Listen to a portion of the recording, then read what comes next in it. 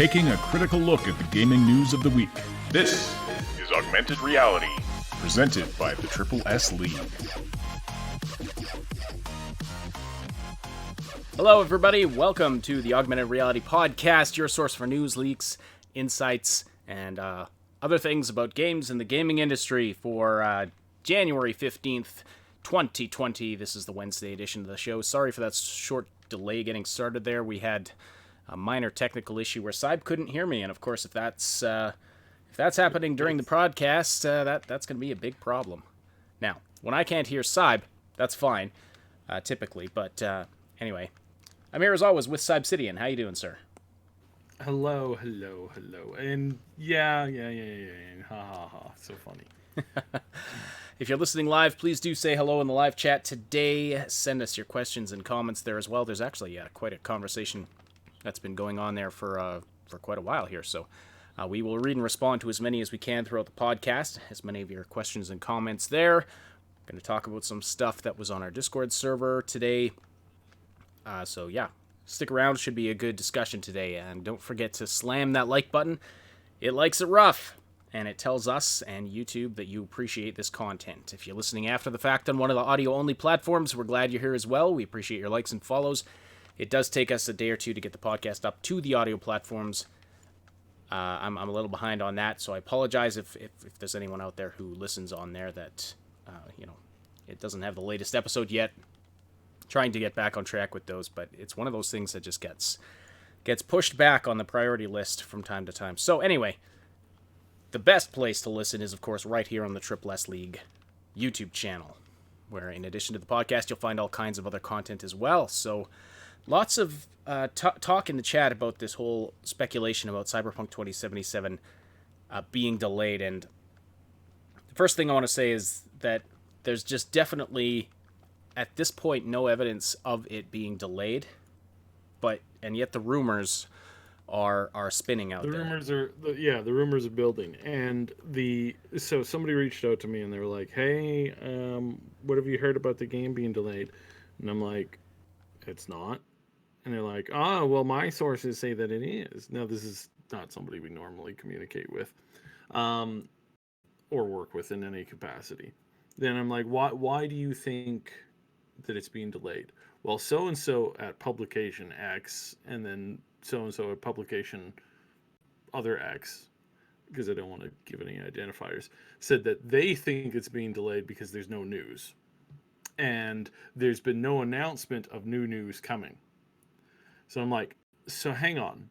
A company that has been very secretive and has been very, very picky and choosy about when they put out info, and that they control the info as much as they possibly can, you're assuming that they're going to be late and delayed because they haven't told you what their plans are.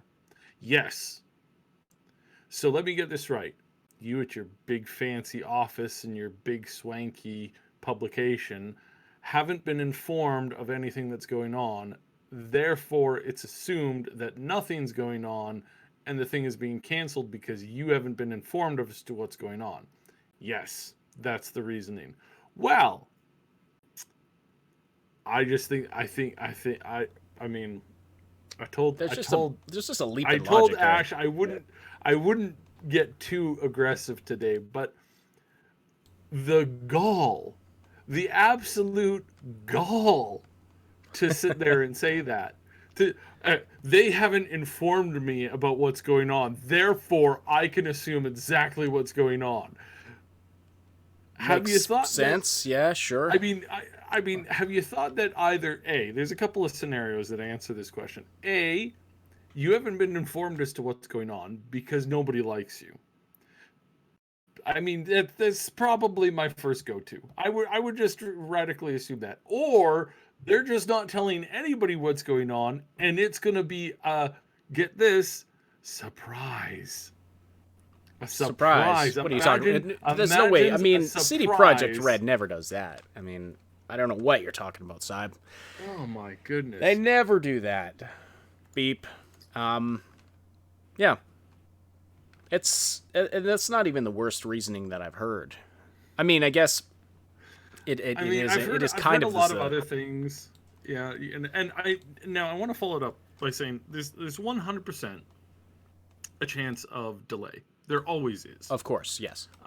Now I said 100% chance of delay, not a 100% that there is a delay. There's a 100% chance that there can always be a delay.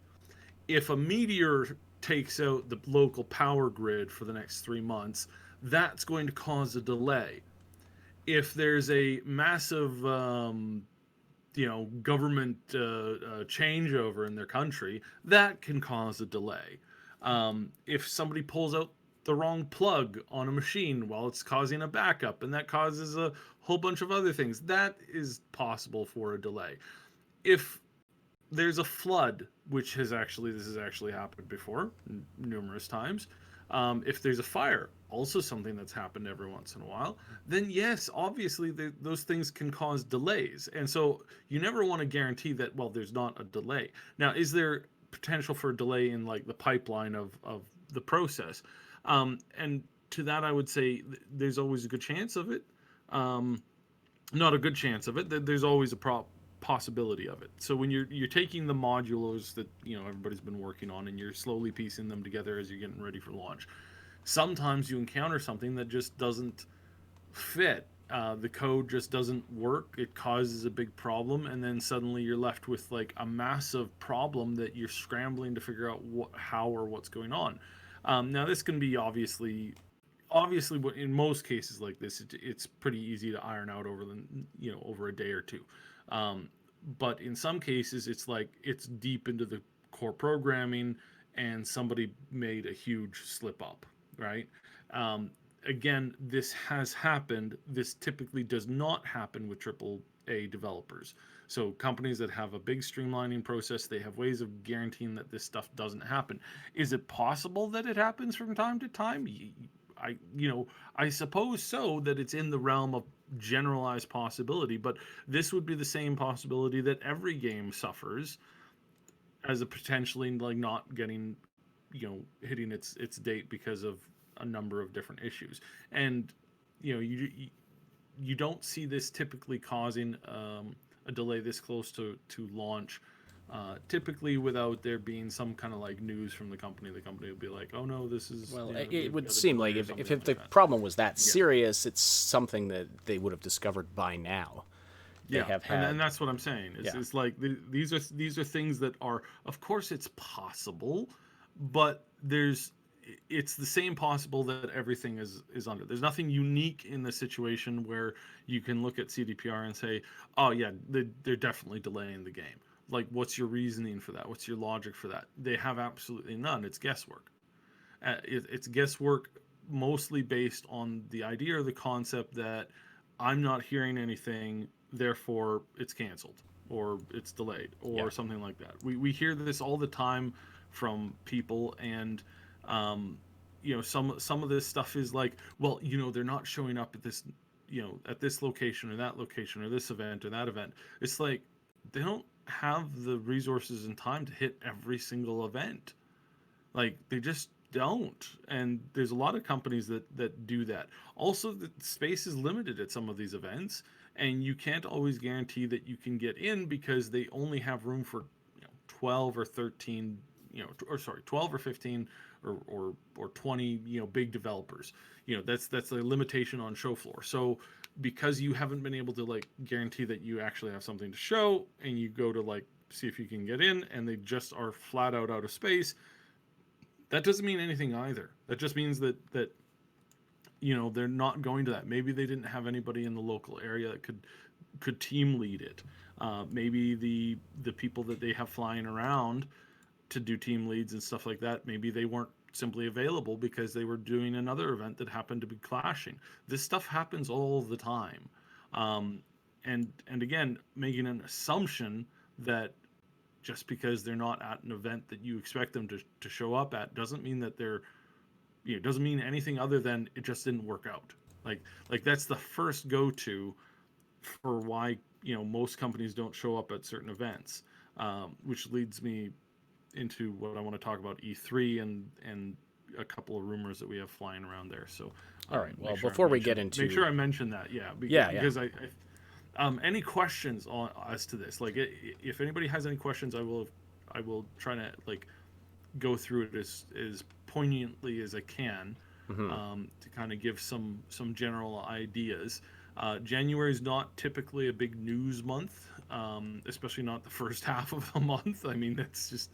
I was talking to somebody yesterday, and they're like, "Oh man, when are they going to get rid of the Christmas stuff?" I'm like, "Well, there's some people who celebrate Christmas on the 4th of January or the 14th of January. Like, this is an actual thing. Just because you don't doesn't mean that everybody else does, right?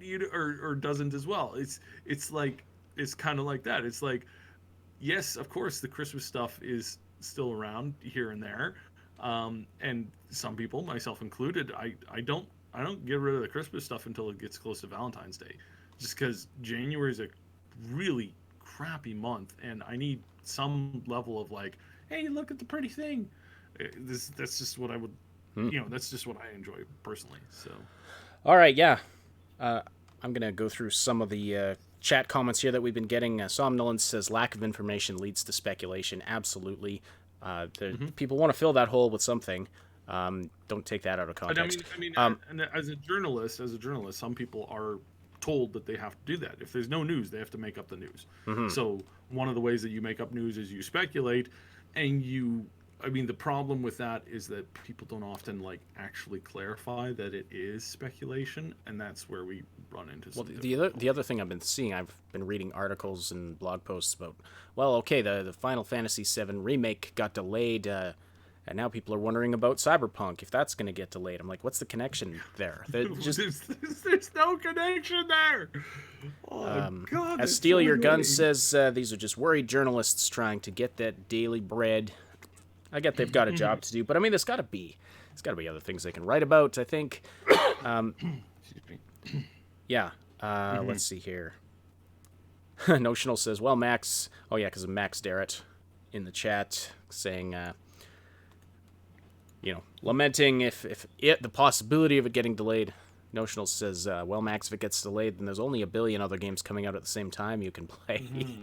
Jack Lilisalu, this is okay, I wanted to read this comment because I have a question. I have a big question about this. Jack says, it is not getting delayed. I'll sell my left nutsack if it does. So, do you mean the left half of your nutsack, or do you actually have two and you're going to sell the left one? Very curious about that. Please let us know in the chat. Katya Kritten says it actually was delayed internally before the release date was made public. They were aiming for late 2019, and the chat window just jumped, and now I can't read the rest of that comment. Do you want to anyway, the super chat there? Anyway, you're absolutely right, and that we've covered that before, but that's absolutely right. It was they were aiming for late 2019, and then, but that's the way to handle a delay. Like, don't put out your release date yet. And we do have a super chat from Paulies911. Thank you again very much. Says, game delay talk is just another attempt by street rats to leech from 2077 hype to create some drama and write fake garbage articles about it again. Absolutely. Absolutely. And then we have to talk about the garbage that they put out.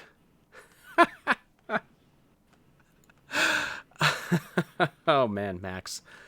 I don't know if I should read that one. Chemical Love says they said 11 months ago the game was playable start to finish. That means late in the alpha build. And yeah, that's pretty late in the alpha build, and it will have been close to a year by the time it actually more than a year. And so that's really gonna, that's like what we're getting. There's a lot of polish. Again, it's a little bit time cramped. They have had a lot of like changes. Expect some minor bugs. Like, I mean, the day of us not having bugs on day one releases, it's just a thing that we have to deal with. I know a lot of people hate that. Why can't a company polish it up like some of them used to? Except you got to remember that some of those early games that we got releases, like there's glitches and exploits that you can do in a lot of games, a lot of older games that, they had that release and then that was it, right? Where like you can do things that you're not supposed to do. Hmm. So it's not like, I think it's just people focus on that a little bit more, and it is fine too, right? Because it's a very fine line between, okay, you got some acceptable day one patches, or some, some things that you fix in the first week or two. I can live with that versus like, hey, here's a crap ton of bugs that make the game basically unplayable. Is it bugs or is it a feature? Am I Yeah, yeah. right? It's a very fine line between those two things. Well, And another thing to remember is that games are exponentially more complex now than they were back in the Nintendo, Super Nintendo era, or back 10 years ago. Everything is way more complicated now, and I mean, is that an excuse?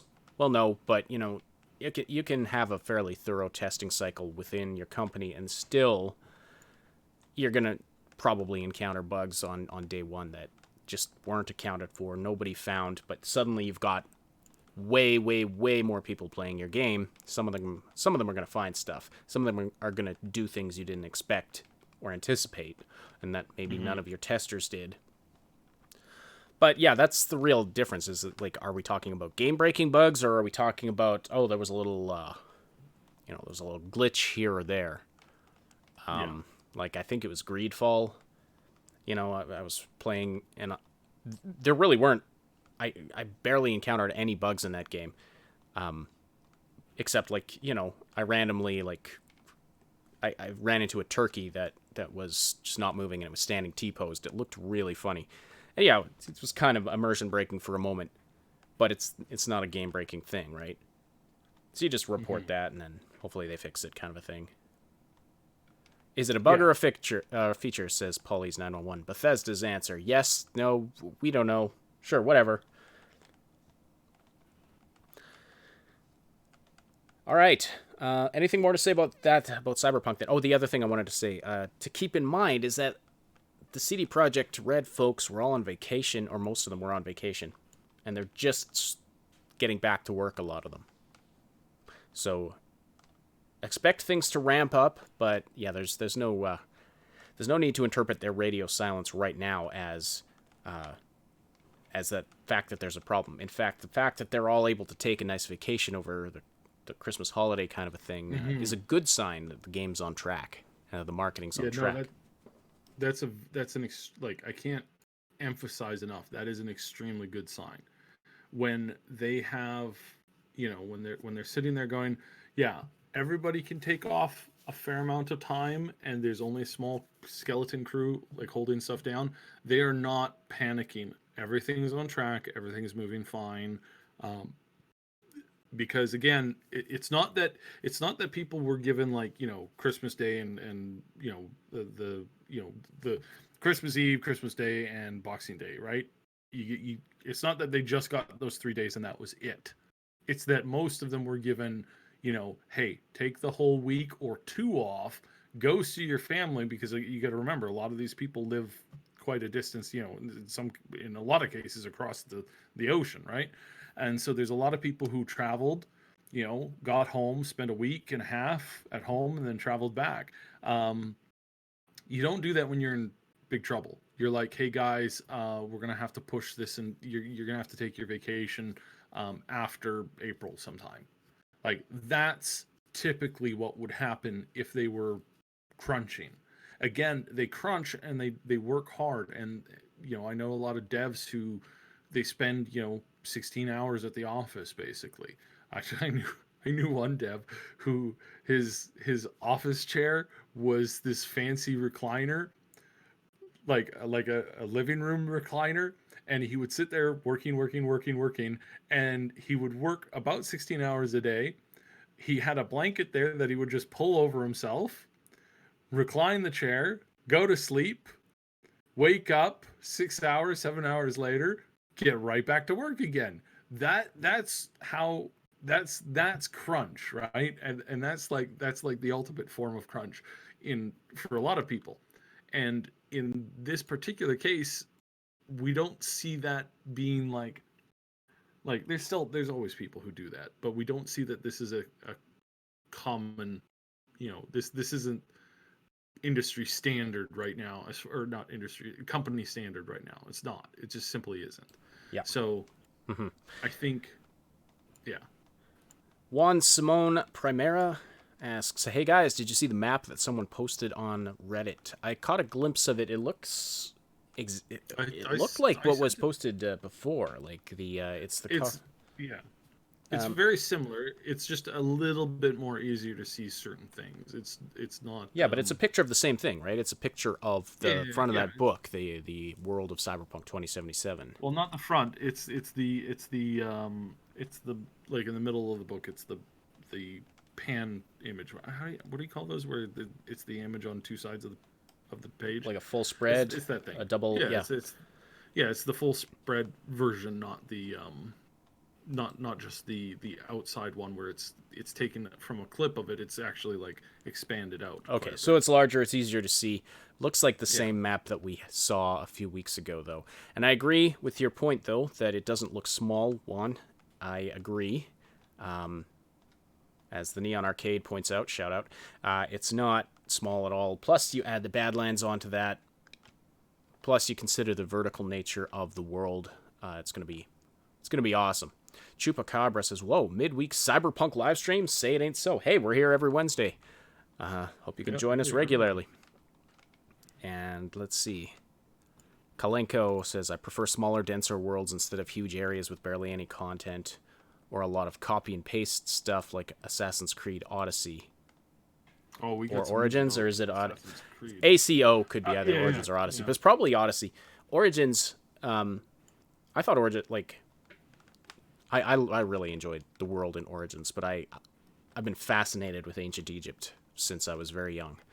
But anyway, I think you have to be quite odd to not be fascinated with ancient Egypt. Like, I mean, Asian cultures in general, but like ancient Egypt is one of those things that I really, really enjoy because we have so much info on it that leads us to like, that was a really good, fascinating thing in the ancient past. And like, geez, if I could go back in time and change one thing about a world event, right? Just one small thing about a world event. The thing I would probably do is go back and make sure that the library was not burned. The Great Library was not burned. We lost, I think it's the greatest loss of information that humanity has ever had, because there were books from every corner of the planet, information that had been gathered by traders, because at this time Egypt was the center of the world. Everybody was trading to Egypt, and they had scholars, scribes, translators, people writing down, creating translation matrix for almost every single language that they had, and that's how much we lost. It's like, oh man, that's the one thing, and it was so close. It's so close. It was only like 800 years or so away from most of that information being able to be copied out and then sent out again all over the world. It was so close, and it's one of those things where it's like, damn, that is such a loss.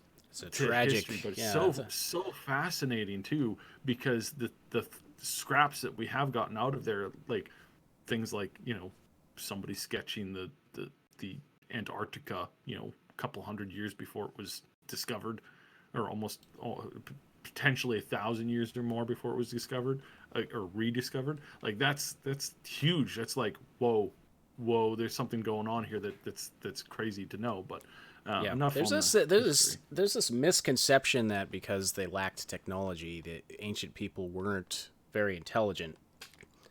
And they were crazily intelligent. They had engineering tactics that we don't even understand today in many cases. They just didn't have some of the discoveries that we have that make high technology possible. But anyway, bit of a rabbit trail there, but we do enjoy That's We something love- Cyber and I we will love often rabbit discuss in his trails. spare time is ancient cultures and things like that. Paulina Tyborowska. Sorry, I probably pronounced that wrong. I apologize. Did anybody solve the ARG that was started before Christmas? Yeah, we solved it Yes. before Christmas to the Live- extent that it can be solved.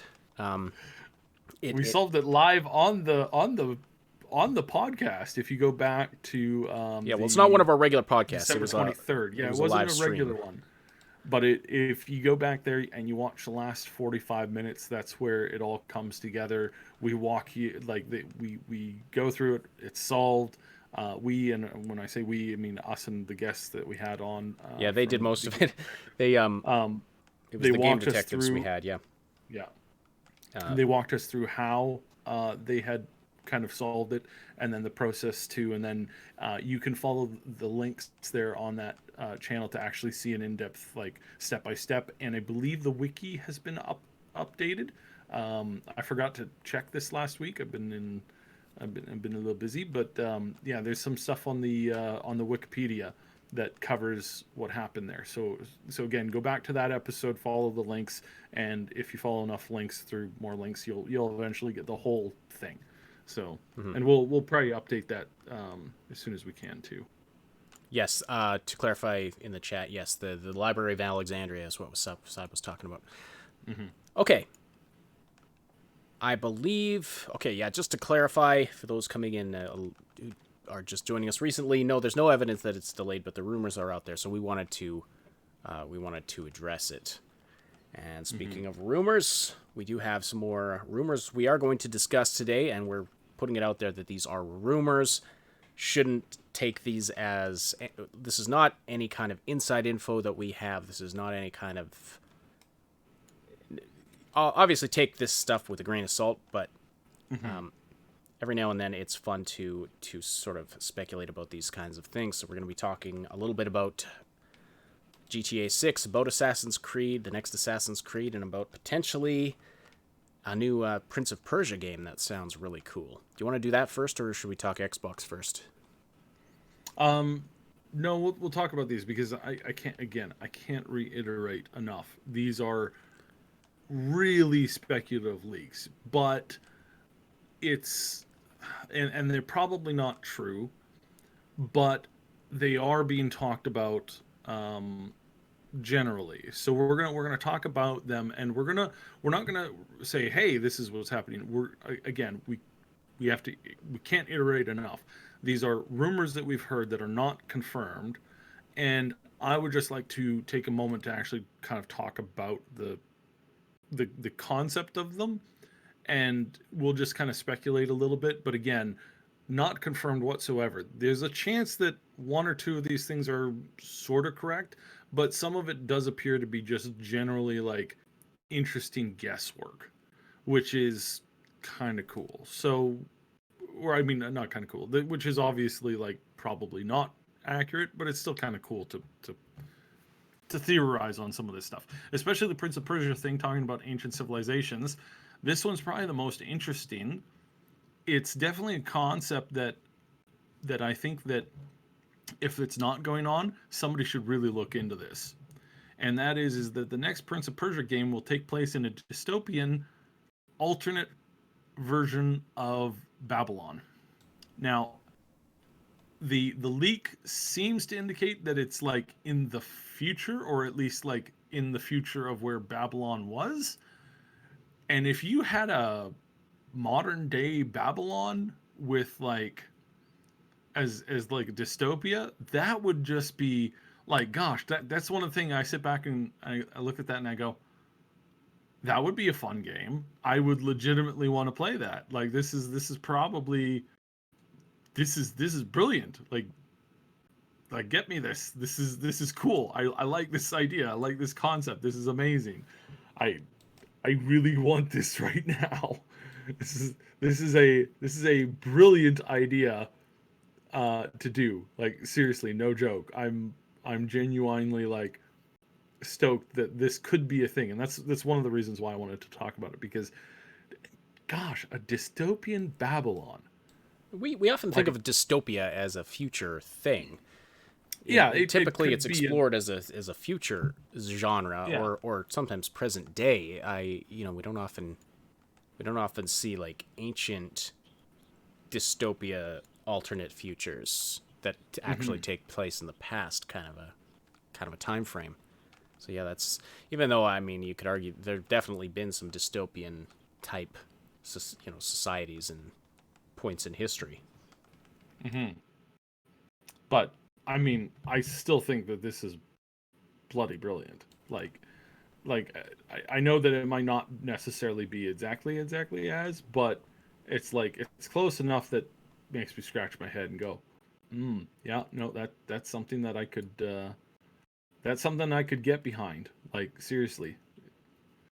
So Okay, then how about this the new Assassin's Creed, rumored to be entitled Assassin's Creed Ragnarok and being Viking themed. this one I'm not sold on. In terms of believing the rumors about it. In believing the details about it. I think the details might be off. The general concept, pretty. I think this is probably the next game. I think the details are probably some of the details on the leak, which we won't really get into. I think some of those details are maybe a little bit off, but the idea that in the next Assassin's Creed game we're going around on Viking ships, doing stuff. This is something that I think they could easily do, and I think that they're probably really tempted to do because Vikings are really popular right now in culture and in like there's a decent draw to it, and there's not that many video games that feature it. So this is something that potentially 100%. This is the next setting. I don't know about all like there's some talk about the multiplayer and or the fact that there is a multiplayer and that it's drop in drop out. So that's kind of like I don't know about that. That's one of those things that sounds cool on paper, but most devs know that that's not something that most people want unless you make it like yeah, it's just not typically something that is that great. However, this gives them and Terror in the chat, you're 100% on this one.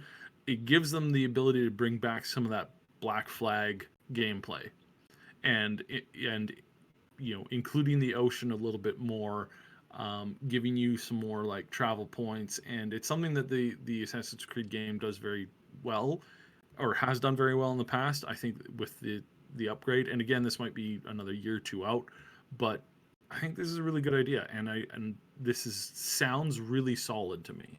Now they seem to be cranking out an Assassin's Creed game every year. Do we think we're going to be getting one in 2020?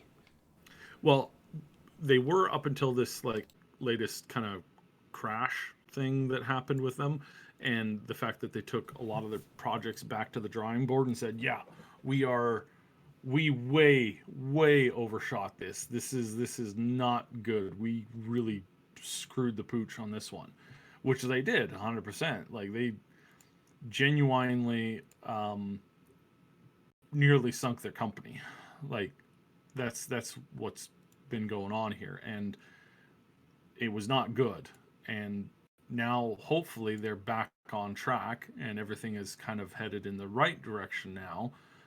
But yeah, there was a time period where in the last like year and a half where basically they really hit the wall and they realized that they needed to stop and go back to the drawing board at least a little bit to kind of sort some of this stuff out, because they're potentially about to shoot themselves in the foot, which I don't know if you've ever shot yourself in the foot, but it is extraordinarily painful. So, and it makes walking really difficult. It makes most activities really difficult, actually. So, I suspect strongly that they're kind of like looking at this very pensively, going, okay, we need to make sure that we don't do this again. So that's why there's been some delays and there's been some backing up on these issues, because they realize that, yeah, they made some big mistakes and they need to correct those big mistakes before moving forward. Otherwise, they're going to be in some serious hot water again. Right. All right. So yeah, Yeah, I Now, think do you that's want what's to going do you want to talk about any of the story hints you mentioned earlier? Again, not really, because I think some of those are. I think some of the story concepts are things that are made up. Here's how a fair amount of leaks work. Somebody gets enough leaks or enough information to kind of give them an idea on something, but in order to make it newsworthy, they've got to like or speculate on some stuff, or what else happens, and this happens pretty commonly, is they get other information on current ideas that the team is throwing around. What's a good example? There was a game that came out a few years ago. I'm not allowed to mention it, but they were going to do a thing where you could like play all of the games in the series at the same time, or like in the same like install, and you could just like float back and forth throughout the story. That was a great concept on paper. Technically and technology wise, because some of these games were on different consoles, like console gens, it was just not possible. They'd have to rebuild some of these older games from the ground up, which was tacking on not like 5 months, but it was tacking on like 8 months to a year and a half onto their projected workload. So they were like, okay, yeah, we can't do this, obviously.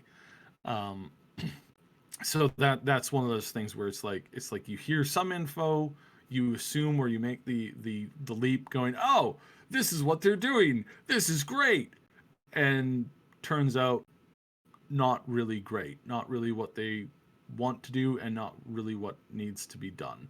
So yeah, this is pretty normal when it comes to a lot of this stuff. It's just not, it just doesn't fit well. So Right. yeah. So we'll ignore the some of those more detailed leaks, because again, it's not that important, I think, for the thing. It's just like, because again, it's like you don't know, and if you do, it's kind of spoilerish, right? So Right. Okay. All right. Now, how about GTA 6? GTA 6, here's something I'll talk about, because this has been around for a little while. I have heard rumors, not from the company, from people who know the company. I don't know how much these rumors hold their weight. This is not a company uh, Rockstar, Take Two is not companies that we're currently on friendly terms with. So this is 100% speculation. I want to make that real clear, that it's speculative, and we did not hear it from somebody in the company. We've heard it from the rumor mill amongst professionals, not the rumor mill as in like Reddit, because it's not really. I mean, it showed up on Reddit, but this is rumors that I've heard. And this has been going around a couple places, that the next game, which obviously they're working on, or they're working on in some capacity, but that's like a doy, right? It's like, duh, obviously. They're working on this next iteration of it. We don't know if it's something that's planned in the next 3 years, in the next 4 years. Like, it's like right now, GTA Online, the previous GTA games, they're still selling constantly. So you're not in a rush to make a new product when your old product is currently selling really good and making you a lot of money.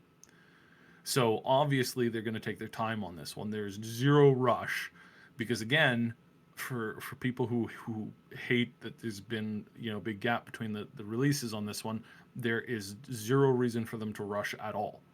So they're going to take their time. They're going to make this one really good, and they're going to hopefully do a good job on it. The rumor that has been going around for quite a while is that you're going to play as a first time ever. You're going to be able to play as a female character in the main storyline game, in the main story game. And the rumors that we've heard is that you're playing as a stripper or somebody in that kind of like city underworld, and something bad happens, and she decides to get revenge on the criminal enterprises because of this terrible thing that happened. So that's the premise, is like regular girl working, doing stuff, terrible thing happens, mob and organized crime is involved, and she's like, okay, bitch is going down, kind of thing, right? So that's the premise that we've been hearing, and I've heard it enough from enough people that I'm mentioning it here. But as with a lot of these kinds of leaks, it's like a game of telephone, and a lot of people are involved, so you can hear the same thing from a lot of people, but you don't know if it was just one person who started that rumor or if it's actually like good rumor. And right now we've only heard that from like people that are not connected directly to the company. So at the moment, I would say, take it with a grain of salt. Probably it makes a lot of sense, and it would probably be a darn good idea for them to do that, because it's actually kind of an interesting concept. It would also be I would also love to see people freak out by it too, because isn't it just so much fun to see people like lose their minds over shit like that? Like it's just so fun. So yeah, sure, why not? I would love it. Yeah. Lose their minds over a female protagonist? I don't know. Well, no. Lose their minds over because she's a stripper, not because female protagonist. That's the funny part. Like, that's, to me, that would be the funny part, because people would lose their minds. Because again, it's like, well, why can't she be like a something else, right? But it's like, that's the games that they make. Like, all of their heroes are like scummy, dirty people. Not to say that strippers are scummy and dirty. It's just it's the seedy underlife kind of thing that they're going for. Again, this is not my opinion. This is just what they do, right? So, they're not bringing in characters that are from other walks of life. It's like these people like are high class, rich, or mid class or anything. Rich anything. corporate It's the people, it's none of that. It's the seedy underdark people that are at the bars. They're at a bar not once per week. They're at the bar like 5 or 6 times a week, and they're working there, or selling something, or doing something like that. That's typically how it goes, because it's like, I don't know if you've tried this, but if you steal a car and you're like, have no criminal background whatsoever, and you don't know the street talk, you don't know the lingo, you've never been down to the places where people chop up cars and do that kind of stuff. You try to show up there with a fancy car, and you're like a banker or like an investment broker, and you're like, hey, yo, I want to sell this because I just stole it off somebody. That's not going to go over well for you, or it's really not going to go over well for you. Hello there, fellow criminals. I would like to sell this automobile that I acquired illegally. I usually do accounting down on Wall Street, but I thought you might want this. Do you guys have some drugs that I could purchase with legal tender? Yeah, right. This doesn't work. It doesn't work. The concept doesn't work. That's why obviously they're going to go for somebody who's got kind of like a different kind of background. Again, I'm not saying that. I mean, I don't play Grand Theft Auto at all. Not even in the slightest. Again, we're kind of on the outs with that company, and we're not. We don't support them in any official capacity at the moment. Speaking of corpos and seedy underbellies, someone asked earlier, what are we going to play as in Cyberpunk? Oh yeah, Cyber Cobra. I don't know if you answered this, but what will you guys play as in Cyberpunk 2077? And would it be better if there was a character creation in Assassin's Creed? Well, to your first question, first playthrough of mine will be Nomad, for sure. And Cyb, you said Street Kid or Corpo? Well, we're gonna try and mix it up. Like, if you're going Nomad for sure, then I'll probably end up going Corpo. And then kind of going out from there. Yeah, I've just been I've been fascinated by the Nomad lore. Yeah. Since cracking open Cyberpunk Red. And I am very much a nomad, like it really draws to me. So this is our immediate, like, obviously this is what I would prefer to do. However, the for streaming and for you guys and doing that kind of stuff, we want to make sure that we're not we want to make sure that we have some cool stuff going on. So Yeah. we're gonna mix it up a little bit. I definitely intend to try all of them. And this is we'll probably be making content for this game for quite a while, so we'll probably cover them all, though. Maybe we'll get Jamie playing it and get her playing the whatever the third one is that we don't pick. Max Darrett with the super chat, thank you so much. Do we know anything about what city GTA 6 will be? What city it'll be in? I mean, they're all based on fictional cities, anyways. Like they're fictional cities, kind of based on real cities. Sort of, yeah. And they do that so that you can, so that anybody from the big city can play these games and find some kind of a connection between them. I would say that I wouldn't be surprised if it's something new. Like a city that they haven't covered before, or one of the games or one of the cities that they covered early on in the series that they get to go back to and remake. Because the problem with going back to existing cities is that, especially if it's kind of a recent game, suddenly you have a city that doesn't look like the last game, and you don't want to do that. Or if you do, you want to, you're going to do something to make the game stand out and pop more. And I think this is kind of I think this is kind of like a thing that makes the most amount of sense to me. So I suspect someplace new, or one of their early versions, one of the cities that they went to originally, like in the early part of the series, that they haven't been back to in a really long time. So like PlayStation 2 era probably would be the cutoff. I don't think they go to anything in PlayStation 3 era time periods. Yeah. My guess would be they'd do a new city. I mean, why not, right? Go somewhere fresh and new. Find some cool real life city to base it on. Yeah, and they can do a lot. The other concept is that they might not do it in the States. That would be interesting. It would also be, what would be interesting? I don't think they're going to do this, but it would be cool to do like a mashup of like Grand Theft Auto, but like in like a Mass Effect style world, like in the future, flying cars and stuff. They tried that. That was called Crackdown 3, and it was hot garbage. Yeah, well, that's because the way they did it was awful. Yeah. Like, I don't think the idea is bad at its core, but definitely the execution there was definitely off. To Cyber Cobra's second question, would it be better if there was a character creator in Assassin's Creed? Most games are improved by a character creator, unless you absolutely have to have the protagonist looking a certain way. I mean, why not, right? I mean, speaking about third-person games, like in some games, like Dishonored comes to mind.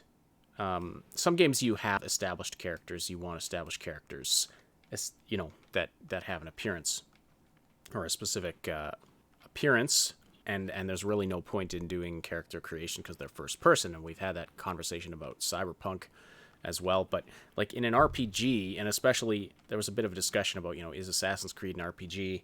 It's been going more in that direction. It's definitely in an RPG you want a character creator. And I think like a game like Jedi Fallen Order could have been improved by a character creator. We had this discussion last time. I believe it was on Saturday. We had the discussion, like, were they trying to create an established character for the lore? Well, maybe, but at the same time,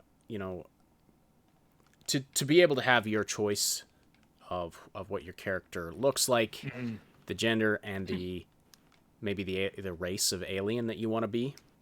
would be The would have been really the cool. other thing, yeah, the other thing that happens, or that has typically been a slight issue for um, these games in the past, is that they don't really have very good character creator tools. Um, so it's a kind of harder for them to do that. And the other main reason is that they really like pushing a particular protagonist, and they want you to play that particular protagonist and be interested in that particular protagonist, and that's it. That's all they're interested in. And part of this has to do with their voice work talent that they get in. There's a lot of people who want, a particular look or a particular type or a particular something. So, yeah, I don't suspect that we'll ever see something come out of that from that direction. Not specifically. I think that ultimately it'll be you're playing as this character, that's it. And that their online versions is where you get to have a character creator. And it's just the fact that, you know, it's just what they do. And if you ask too many questions, they send goons around to your house and start to bully you. So there's my dig at them for today. So allegedly send goons to your house. There is something else I was going to read here. Can't find it off the top of my head. Okay. Yeah. All right. Let's see. We're going to get on to talking about the Xbox and some bits about PlayStation. Sony is apparently skipping out on E3 this year again. By the way, Paulies, thank you again for the very generous super chat. Just trying to figure out how to read this without getting into certain trigger words for the YouTube gods here. But anyway, yeah, like he brings up the point that okay, so yeah, GTA games are all about having criminal protagonists, and but he anticipates that suddenly you have it might be a stripper turned criminal, and that might trigger certain people. Whereas it's always been, it's really not a deviation from the past in terms of. Yeah, no, it really isn't, and I think they just won't care. Now, whether or not you like that is a different question. I played some GTA 5. I can't identify with the characters at all. Yeah, it was hard for that. Like the gameplay was pretty fun. The driving around is a lot of fun. The shooting mechanics in it are subpar in my opinion. But the characters, I couldn't get into the story just because I could not identify with the characters at all. So, whether or not you like that kind of thing depends. It's and I mean GTA has been the most controversial series probably. That it's the most controversial game series that I can ever remember. And when I was younger, it was like it was going to turn us all into criminals. You don't you dare let your children play that. And you know what? I wouldn't let my kids play it. Until they're much older. But yeah. It's not intended for kids either. I know of some people let their very young kids play GTA 4, GTA 5, and I'm like, I don't know why you would. And I'm not going to say I'm not going to say, oh, that's going to turn your kid into a criminal, but I just there's certain ideas that I wouldn't want to put in my children's head outside of a controlled kind of setting. Like there's different, there's things in life that aren't pleasant. I don't believe in bubble wrapping children. But yeah. Anyway, we'll get off that because no one's here to hear my parenting comments. All right. So You are listening to the Augmented Reality podcast, and we love seeing everybody so active in the live chat. If you want to keep the conversation going after the live broadcast, we welcome you to join our Discord community. You can find the link in the description below. It's a place where you can chat with us and other Triple S community members about all the things we love to talk about and stay up to date about everything we're doing here at the Triple S League. Click the link below to join, and be sure to say hi to us in the welcome channel. By the way, we're coming up on our 200th episode of this podcast in a couple of weeks. If you have any ideas of ways we could celebrate that, let us know. Put something in the content requests channel, which you can also use to let us know about topics you'd like us to dig into and talk about. All right. Sony is skipping out on E3 again with a statement to gamesindustry.biz. They said, after thorough evaluation, Sony Interactive Entertainment has decided not to participate in E3 2020. We have great respect for the ESA as an organization, but we do not feel the vision of E3 2020 is the right venue for what we are focused on this year. That's a weird sentence. The vision is not the right venue. Okay. Anyway, we will build upon our global event strategy in 2020 by participating in hundreds of consumer events across the globe. Our focus is on making sure fans feel part of the PlayStation family and have access to play their favorite content. More, and then just kind of, it's corporate fluff speak. Yeah. So E3 is like Game of Thrones. It is a devious world where politics, and when I say politics, I don't mean politics as in like who you're voting for in the next election. I'm talking about like the cliques, the insider games, the needy control freaks that run stuff, that just do stuff nonstop. It's basically like that kind of that kind of stuff in Game of Thrones. It's like, oh, are you of House Kotaku or are you of House YouTuber? And it's like you got to watch your back. There's like just constant intrigue going on there. There's all the big power grabs and power plays, and then there's this elite that run the thing that is, they sit down, they stare down their noses at everybody. They don't communicate with people. They don't communicate with fans. They don't communicate with like anything. It's one of the there's a lot of people who are in the industry who absolutely hate E3. It is an absolute nightmare for them, and I understand why. And it is, and everything that you hear, all the rumors that you hear about just like absolute, like people are absolutely crazy, and stuff just is constantly like not run well. All of that's pretty much true. The only reason why E3 is as big as it is because there's nothing that has taken it out as far as like competition. And it just so happens to fall in the right place at the right time that makes it kind of big. But overall, it is frustrating. It is difficult. It used to be that thing that you could walk around, talk to people when it was only professionals. You walk around, you could talk to lots of people, you could take your time on stuff, you could, move around freely.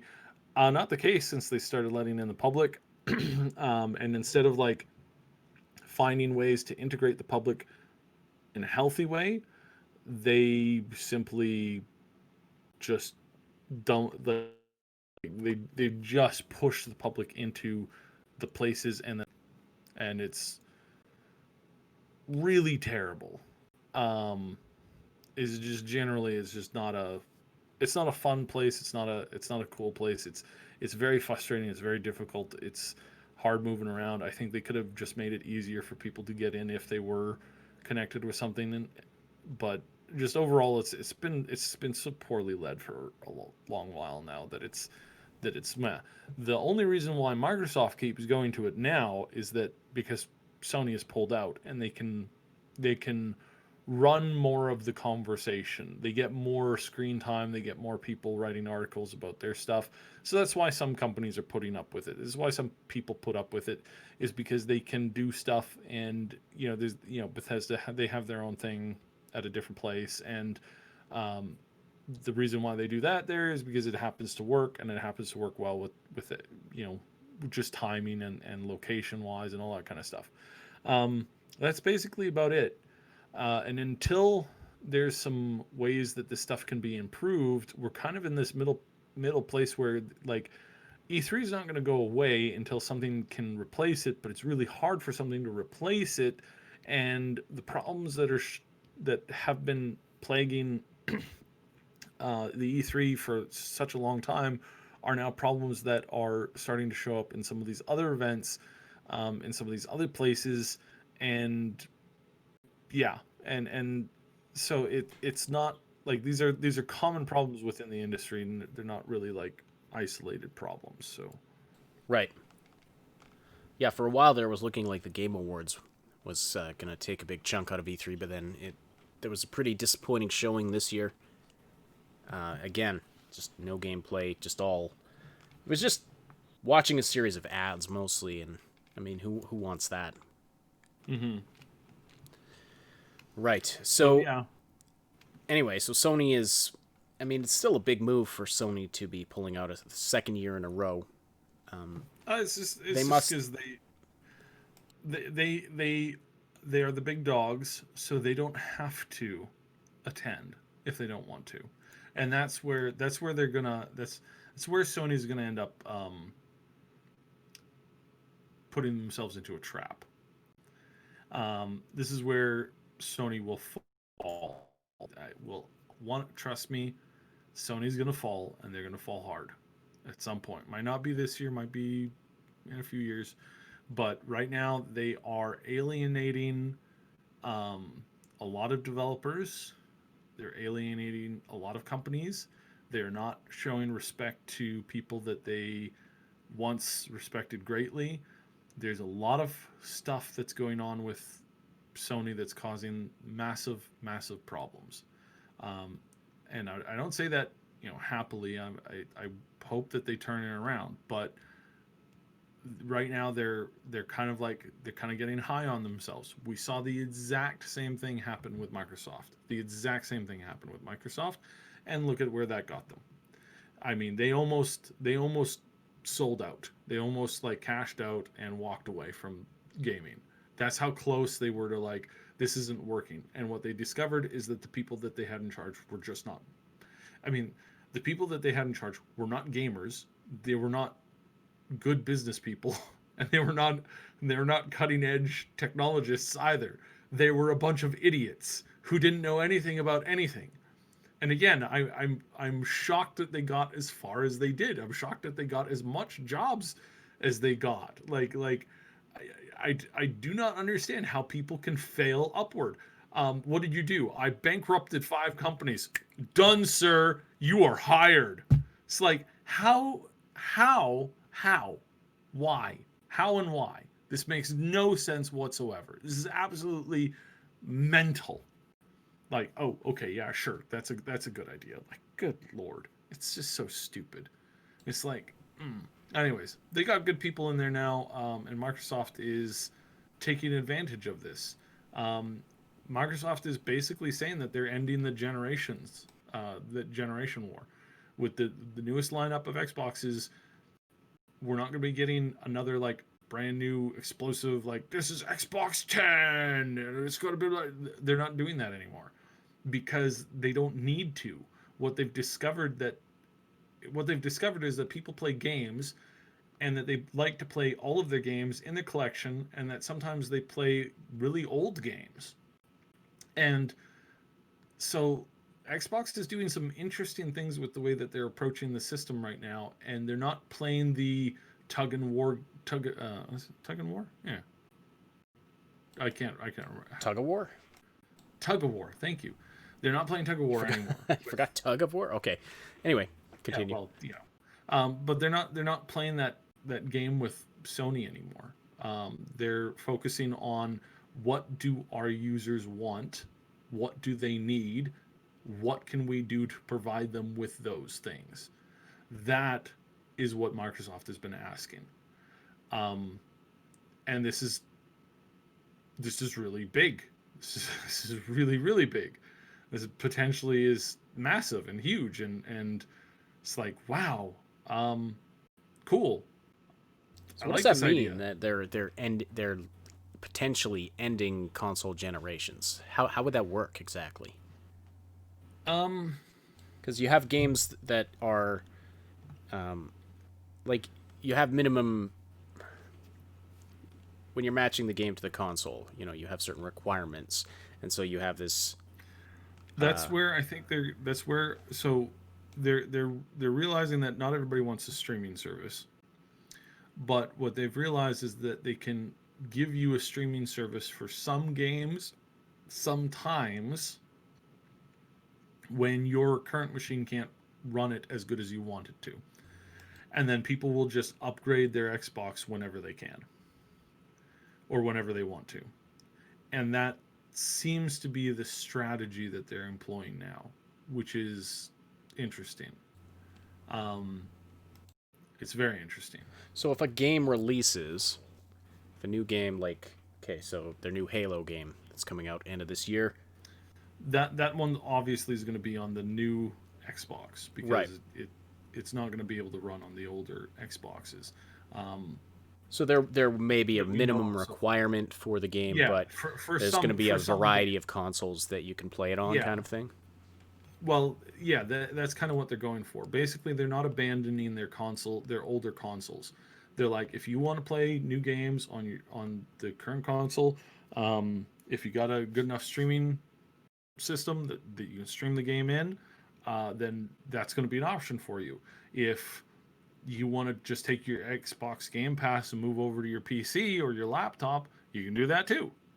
So that's kind of where they're going at. They're saying, look, the hardware is not as important as the experience and the gameplay that people want, which is a 180 turn from where they were when they introduced the current Xbox all those years ago, where they basically stood up and said, we know that you want a good store.